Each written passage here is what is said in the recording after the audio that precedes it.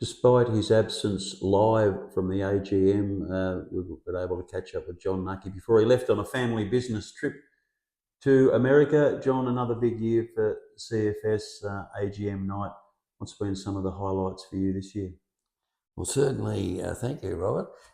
It's been another successful year for the bank, and it's important for the fellow directors and customers and shareholders to realise it's been a difficult year in the banking business, and so we've still been able to achieve a successful result because of the great efforts of our staff, led by our management team of Jeremy, Matilda, Dan and Julie. So personally, I'd like to offer our sincere thanks to that group for their leadership again. John, the bank's been quite famous over a long period of time for supporting a lot of groups. I think it's something like 60 this year, but a fairly bold decision the board took on to start the retirement village in Winchelsea, and it's now got buildings up and there's a great excitement.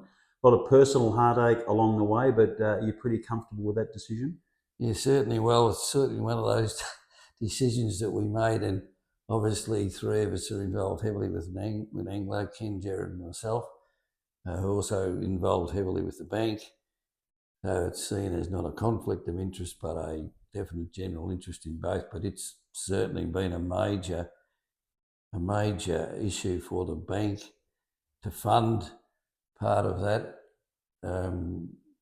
significant financial involvement, which has now given it the naming rights as Winchelsea Community Bank Village. So I think, well, without the community bank support, that project would never have commenced. So hopefully for great outcomes there, and probably that's the way the strategic change that we'll make generally down the track is look at funding some of those bigger opportunities that arise, and continue to fund the other smaller club funding projects that we also see as major initiatives from the bank.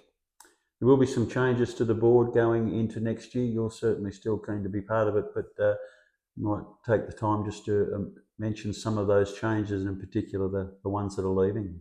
Yeah, thanks. So certainly it is a big effort by the directors, the current directors again this year, to show the passion and commitment that they do every year. And we are unfortunately replacing 3 directors this year eventually.